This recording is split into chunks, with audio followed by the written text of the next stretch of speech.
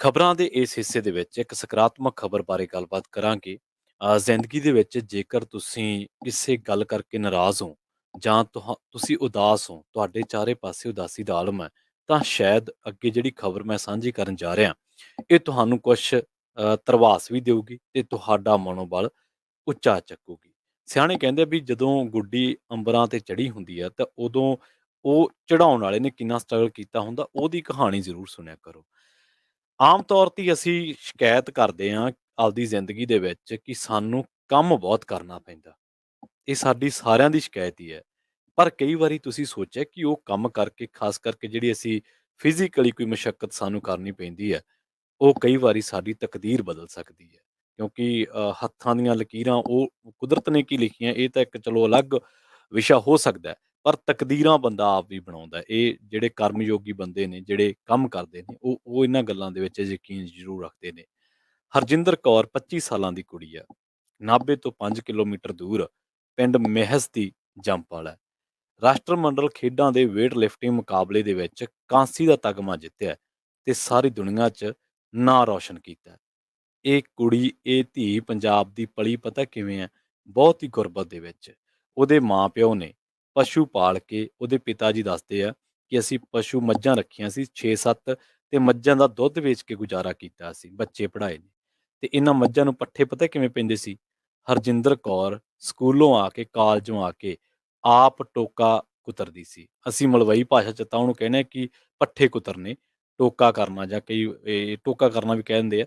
ਪਰ ਉਹ ਆਪ ਉਹਨੇ ਦੋਨੇ ਬਾਹਾਂ ਨਾਲ ਉਹ ਟੋਕੇ ਵਾਲੀ ਮਸ਼ੀਨ ਫੇਰੀ ਤੇ ਉਹ ਜਦੋਂ ਕੁੜੀ ਨੇ ਵੇਟ ਲਿਫਟਿੰਗ ਦੇ ਵਿੱਚ 71 ਕਿਲੋ ਦੇ ਮੁਕਾਬਲੇ ਦੇ ਵਿੱਚ ਕਾਂਸੀ ਦਾ ਤਗਮਾ ਜਿੱਤਿਆ ਤੇ ਉਹ ਕਹਿੰਦੀ ਮੈਂ ਟੋਕਾ ਹੀ ਕੁਤਰਿਆ ਤੇ ਇਸ ਕਰਕੇ ਮੇਰੀਆਂ ਬਾਹਾਂ ਮਜ਼ਬੂਤ ਹੋ ਗਈਆਂ ਤੇ ਸ਼ਾਇਦ ਉਹਨਾਂ ਨੇ ਮੇਰੀਆਂ ਬਾਹਾਂ ਮਜ਼ਬੂਤ ਹੋਣ ਕਰਕੇ ਮੈਨੂੰ ਵੇਟ ਲਿਫਟਿੰਗ ਦੇ ਵਿੱਚ ਸਹਾਇਤਾ ਮਿਲੀ। ਯਾਨੀ ਕਿ ਟੋਕਾ ਕੁਤਰਨ ਕਰਕੇ ਮੈਂ ਵੇਟ ਲਿਫਟਿੰਗ ਦਾ ਮੁਕਾਬਲਾ ਕਰ ਸਕੀ। ਹੁਣ ਉਹਨਾਂ ਦੇ ਘਰੇ ਮੀਡੀਆ, ਵਧਾਈਆਂ ਦੇਣ ਵਾਲੇ ਰਿਸ਼ਤੇਦਾਰ, ਹੋਰ ਕਿੰਨੇ ਲੋਕ ਤਾਂਤਾ ਲਾਈ ਖੜੇ ਨੇ। ਪੰਜਾਬ ਦੇ ਮੁੱਖ ਮੰਤਰੀ ਭਗਵੰਤ ਮਾਨ ਨੇ ਵੀ ਉਹਨਾਂ ਨੂੰ ਵਧਾਈ ਦਿੱਤੀ ਹੈ। ਬੇਜ਼ਮੀਨੇ ਕਿਸਾਨ ਨੇ ਸਾਹਿਬ ਸਿੰਘ ਤੇ ਉਹਨਾਂ ਦੀ ਕੁਲਦੀਪ ਕੌਰ ਉਹਨਾਂ ਦੀ ਵਾਈਫ ਦਾ ਨਾਂ ਹੈ ਤੇ ਉਹਨਾਂ ਦੀ ਧੀ ਦਾ ਨਾਂ ਹਰਜਿੰਦਰ ਕੌਰ ਤੇ ਉਹਨਾਂ ਦੇ ਘਰੇ ਅੱਜ ਜਸ਼ਨਾਂ ਦੇ ਮਾਹੌਲ ਨੇ।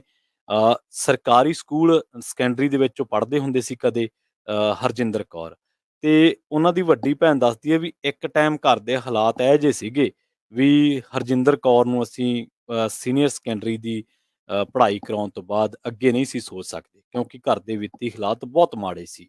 ਪਰ ਕਹਿੰਦੇ ਵੀ ਖੇਡਾਂ ਦੇ ਵਿੱਚ ਉਹ ਕੁੜੀ ਚੰਗੀ ਸੀ, ਘਰੇ ਆ ਕੇ ਵੀ ਕੰਮਕਾਰ ਬਹੁਤ ਕਰਦੀ ਸੀ ਤੇ ਖੇਡਾਂ ਦੇ ਵਿੱਚ ਮੋਹਰੀ ਹੋਣ ਕਰਕੇ ਆਨੰਦਪੁਰ ਸਾਹਿਬ ਦੇ ਖਾਲਸਾ ਕਾਲਜ ਦੇ ਕਬੱਡੀ ਸੈਂਟਰ ਦੇ ਵਿੱਚ ਉਹਨੂੰ ਦਾਖਲਾ ਮਿਲ ਗਿਆ ਸੀ। ਕਬੱਡੀ ਦੇ ਰਾਹੀਂ ਪੰਜਾਬੀ ਯੂਨੀਵਰਸਿਟੀ ਪਟਿਆਲਾ ਕੈਂਪ ਦੇ ਵਿੱਚ ਪਹੁੰਚੀ ਹਰਜਿੰਦਰ ਕੌਰ। ਫਿਰ ਉਹਨੂੰ ਉਹਦੀ ਹਿੰਮਤ ਨੂੰ, ਦਲੇਰੀ ਨੂੰ ਦੇਖਦਿਆਂ ਉਹਨੂੰ ਕੋਚ ਮਿਲੇ ਪਰਮਜੀਤ ਸ਼ਰਮਾ। ਪਰਮਜੀਤ ਸ਼ਰਮਾ ਨੇ ਉਹਨੂੰ ਕਿਹਾ ਕਿ ਤੁਸੀਂ ਕਬੱਡੀ ਤਾਂ ਖੇਡਦੇ ਹੀ ਹੋ, ਪਰ ਤੁਹਾਨੂੰ ਵੇਟ ਲਿਫਟਿੰਗ ਦੇ ਵਿੱਚ ਜ਼ਰੂਰ ਆਉਣਾ ਚਾਹੀਦਾ। ਤੁਹਾਡੇ ਸਰੀਰ ਦੇ ਵਿੱਚ ਉਹ ਬਲ ਹੈ, ਤੁਹਾਡੇ ਸਰੀਰ ਦੇ ਵਿੱਚ ਉਹ ਸਮਰੱਥਾ ਹੈ ਜਿਹੜੀ ਵੇਟ ਲਿਫਟਿੰਗ ਕਰ ਸਕਦੀ ਹੈ। ਉਹਨਾਂ ਨੇ ਵੇਟ ਲਿਫਟਿੰਗ ਵੱਲ ਪ੍ਰੇਰਿਆ ਤੇ 2016 ਦੇ ਵਿੱਚ ਫਿਰ ਹਰਜਿੰਦਰ ਨੇ ਪਹਿਲੀ ਵਾਰ ਅੰਤਰਵਰਸਿਟੀ ਤਮਗਾ ਜਿੱਤਿਆ। ਉਸ ਤੋਂ ਬਾਅਦ ਉਹ ਖੇਲੋ ਇੰਡੀਆ ਤੇ ਹੋਰ ਕੌਮੀ ਪੱਧਰ ਤੇ ਮੈਡਲ ਜਿੱਤਦੀ ਰਹੀ। 6 ਫੁੱਟ ਚੌੜੇ ਕੱਚੇ ਪਏ ਦੇ 2 ਕਮਰੇ ਮਕਾਨ ਦੇ ਰਹਿੰਦੇ 6 ਫੁੱਟ ਚੌੜੇ ਕੱਚੇ ਪਏ ਤੇ ਜਿਹੜੀ ਉਹਨਾਂ ਦੇ ਘਰ ਨੂੰ ਪਈ ਜਾਂਦੀ ਹੈ ਨਾ, ਸਿਰਫ 6 ਫੁੱਟ ਚੌੜੀ ਹੈ। 2 ਕਮਰਿਆਂ ਦਾ ਮਕਾਨ ਹੈ। ਉਸ ਮਕਾਨ ਦੇ ਵਿੱਚ ਰਹਿੰਦੇ ਖੁਸ਼ੀਆਂ ਦੇ ਹੰਝੂਆਂ ਦੇ ਨਾਲ ਹਰਜਿੰਦਰ ਸਿੰਘ ਨੇ, ਵੱਡੇ ਭਰਾ ਪ੍ਰਿਤਪਾਲ ਸਿੰਘ ਨੇ ਟੋਕੇ ਵਾਲੀ ਮਸ਼ੀਨ ਦਿਖਾਈ ਮੀਡੀਆ ਨੂੰ ਤੇ ਉਹ ਕਹਿੰਦੇ ਕਿ ਆਹ ਉਹ ਮਸ਼ੀਨ ਆ ਜਿੱਥੇ ਹਰਜਿੰਦਰ ਕੌਰ ਜਿਹੜੀ ਆ ਉਹ ਸਕੂਲੋਂ ਆ ਕੇ ਮੱਝਾਂ ਦੇ ਲਈ ਟੋਕਾ ਕਰਦੀ ਸੀ ਤੇ ਕਹਿੰਦੀ ਕਿ ਫਿਰ ਜਦੋਂ ਇਸ ਟੋਕਾ ਕਰਨ ਕਰਕੇ ਮੇਰੀਆਂ ਬਾਹਾਂ ਮਜ਼ਬੂਤ ਹੋਈਆਂ ਤੇ ਫਿਰ ਵੇਟ ਲਿਫਟਿੰਗ ਦੇ ਵਿੱਚ ਸਹਾਇਤਾ ਮਿਲੀ। ਹਰਜਿੰਦਰ ਦੇ ਮਰਹੂਮ ਦਾਦਾ ਸ਼ਿੰਗਾਰਾ ਸਿੰਘ ਵੰਡ ਸਮੇਂ ਪਾਕਿਸਤਾਨ ਤੋਂ ਆਏ ਸਨ ਤੇ ਹਰਜਿੰਦਰ ਦੇ ਪਿਤਾ ਨੇ 5-6 ਮੱਝਾਂ ਪਾਲ ਕੇ ਦੁੱਧ ਵੇਚ ਕੇ ਪਰਿਵਾਰ ਪਾਲਿਆ, ਬੱਚੇ ਪੜ੍ਹਾਏ। ਬੇਜ਼ਮੀਨੇ ਕਿਸਾਨ ਨੇ ਸਾਹਿਬ ਸਿੰਘ ਤੇ ਉਹਨਾਂ ਦੀ ਧੀ ਦੀ ਹਰਜਿੰਦਰ ਕੌਰ ਦੀ, ਮਾਫ ਕਰਨਾ, ਹਰਜਿੰਦਰ ਕੌਰ ਦੀ ਇਹ ਘਾਲਣਾ ਹੈ ਜਿਹੜੀ ਕਿ ਪਿੰਡ ਮਹਿਸ ਦੀ ਹੈ। 25 ਸਾਲ ਉਹਦੀ ਉਮਰ ਹੈ ਤੇ ਨਾਭੇ ਤੋਂ 5 ਕਿਲੋਮੀਟਰ ਦੂਰ ਪੈਂਦਾ ਇਹ ਪਿੰਡ ਮਹਿਸ। ਹੁਣ ਉਹਨੇ ਵੇਟ ਲਿਫਟਿੰਗ ਦੇ 71 ਕਿਲੋ ਦੇ ਵਿੱਚ ਕਾਂਸੀ ਦਾ ਤਮਗਾ ਜਿੱਤ ਕੇ ਸਾਰੀ ਦੁਨੀਆ ਦੇ ਵਿੱਚ ਆਪਣਾ ਮਾਪਿਆਂ ਦਾ, ਪੰਜਾਬ ਦਾ, ਸਾਡੀ ਧਰਤੀ ਦਾ ਤੇ ਨਾਂ ਰੌਸ਼ਨ ਕੀਤਾ ਹੈ। ਸੋ ਇਹ ਕਹਾਣੀ ਉਹਨਾਂ ਲੋਕਾਂ ਦੇ ਲਈ ਮਿਸਾਲ ਬਣ ਸਕਦੀ ਹੈ, ਉਹਨਾਂ ਲੋਕਾਂ ਦੇ ਲਈ ਪ੍ਰੇਰਨਾ ਬਣ ਸਕਦੀ ਹੈ, ਜਿਹੜੇ ਇਹ ਸ਼ਿਕਾਇਤ ਕਰਦੇ ਰਹਿੰਦੇ ਨੇ ਕਿ ਅਸੀਂ ਤਾਂ ਗੁਰਬਤ ਦੇ ਵਿੱਚ ਜੰਮੇ ਹਾਂ, ਅਸੀਂ ਕਰਗੇ ਕੀ? ਸਾਨੂੰ ਤਾਂ ਸਰੀਰਕ ਕੰਮ ਹੀ ਇੰਨਾ ਕਰਨਾ ਪੈਂਦਾ ਹੈ। ਪਰ ਉਹ ਸਿਆਣੇ ਕਹਿੰਦੇ ਕਿ ਕਈ ਵਾਰੀ ਜਿਹੜੀ ਮੁਸੀਬਤ ਹੁੰਦੀ ਹੈ ਨਾ, ਉਹ ਕੋਈ ਨਾ ਕੋਈ ਮੌਕਾ ਦੇ ਕੇ ਜਾਂਦੀ ਹੈ। ਸੋ ਕਦੇ ਨਾ ਸ਼ਿਕਾਇਤ ਕਰਿਆ ਕਰੋ ਕਿ ਸਾਡੇ ਕੋਲੇ ਆਹ ਹੈ ਨਹੀਂ, ਸਾਡੇ ਕੋਲੇ ਇਹ ਹੈ ਨਹੀਂ। ਕੋਸ਼ਿਸ਼ ਕਰਿਆ ਕਰੋ ਜਿੰਨਾ ਕੁ ਹੈਗਾ ਹੈ, ਉਹਦੇ ਵਿੱਚ ਹੀ ਆਪਾਂ ਕੁਛ ਹੋਰ ਚੰਗਾ ਕਰਨ ਦੀ ਜਿਹੜੀ ਹੈ ਉਹ ਕੋਸ਼ਿਸ਼ ਕਰਦੇ ਰਿਹਾ ਕਰੀਏ। ਸੋ ਹਰਜਿੰਦਰ ਕੌਰ ਦੇ ਘਰ ਹੁਣ ਮੀਡੀਆ, ਰਿਸ਼ਤੇਦਾਰਾਂ ਦਾ ਤਾਂਤਾ ਲੱਗਿਆ ਹੋਇਆ।